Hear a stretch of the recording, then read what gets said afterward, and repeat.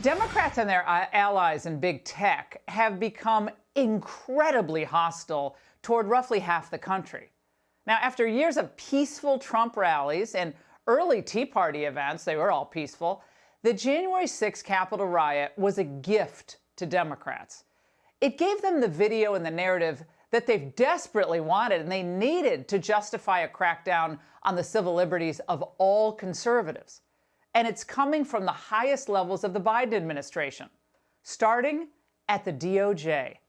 Biden's Attorney General pick Merrick Garland believes that January 6th was worse than the Oklahoma City bombing that killed more than 160 Americans, including children.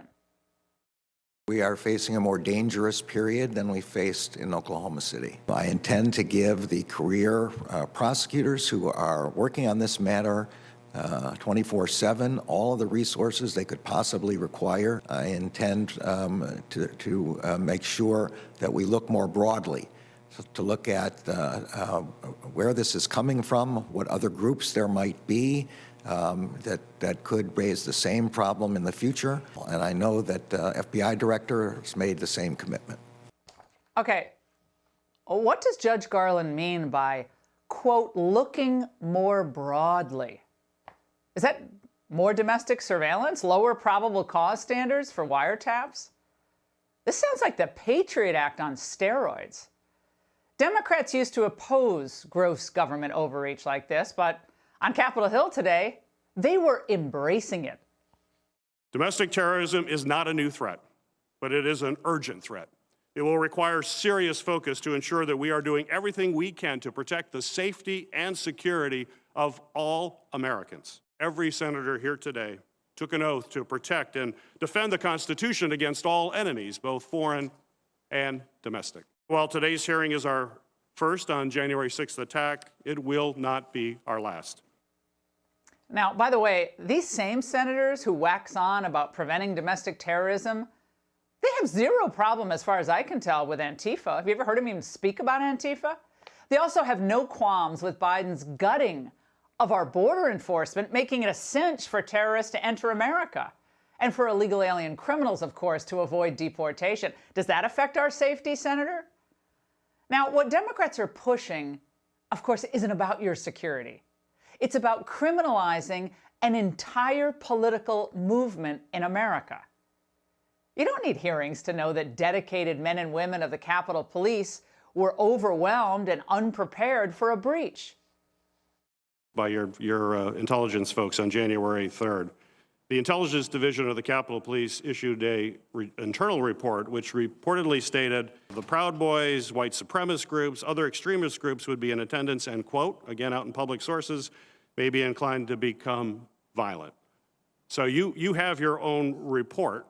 Did you see that report that was put out on the 3rd? Yes, I did. But how was that not a real big warning flag? And if it was, what exactly did you do when you read that report? Unreal. They had the report. But the solution offered for preventing future breaches of the Capitol is surveillance of more Americans? I think my big concern is, on the collection, on how wide we're casting the net to collect our intelligence that would have revealed this was coming, and we were facing this type of mass insurrection. First of all, anyone who has studied armed insurrections throughout history knows that this one was pretty lame by comparison. It was a riot. It was despicable, criminal, and infuriating, but a riot. The only person shot inside the Capitol was an unarmed Air Force vet named Ashley Babbitt. And I don't think we still know who the officer was who shot her or the circumstances surrounding why he did it. Now, we still haven't seen the after-action report on her death. Are we interested in that? The loss of life that occurred that day is still shrouded in mystery. Now, from the get-go, the media saw this tragic day as an opportunity to tar the entire Trump coalition as a bunch of heinous terrorists. False reports, remember, circulated for weeks, claiming that Trump supporters smashed Officer Brian Sicknick over the head with a fire extinguisher, killing him. But now that is even called into question. Now, how can this be? We still don't know anything about Officer Sicknick's cause of death, but we know the entire life story of the idiot in the buffalo getup and face paint? You get the gist. Well, too bad. If you voted for Trump, if you ever attended a Trump rally or posted support for his America First agenda, you're complicit. You're complicit in the attack, and you need to be shunned from society, lose your job, and you need to be banned from social media indefinitely. With the assistance of their benefactors in big tech, the Democrats are working overtime to frighten good, patriotic Americans from exercising their freedoms. They want to make you fearful of speaking out, of sharing your views online, of peacefully attending rallies. And it all begins to feel like a police state environment. Heck, in Washington, it already is. Look at what we've come to. These military vehicles and razor wire are here for one reason and one reason only. Because Pelosi and company, they want you to think that pro-Trump insurrectionists are plotting right at this very moment, maybe in Idaho somewhere, to overthrow Congress.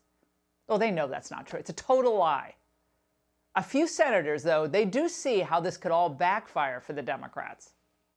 How do we protect the Capitol from either an angry mob or, probably more likely, one or two or three malignant actors without turning it into a fortress? I think there are options for maintaining an open environment, an open campus type of environment, while putting some substantial physical security measures in place, both for the building, the skin of the building, as well as farther out. You know, time and distance is our best friend. Now, this is absurd. They want to keep American citizens from having the freedom to walk around Capitol Hill, to assemble peacefully near the representatives who work for us. On January 6th, we had a problem with, about 800 people out of a country of 330 million. But we're a free people. We're free to speak out. We're free to petition the government. We're free to assemble, to travel, and worship. Make no mistake about it, what we're witnessing at all levels of society run by liberals is a new Red Scare. But instead of targeting Marxists or communists, they're fighting Americans in red states. And this entire charade on Capitol Hill is designed to forbid the MAGA people from assembling. So no more MAGA rallies, no more organizing your boat parades online. That's all domestic terrorism now.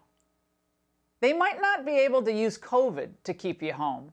So now they've come up with a far more reaching menace.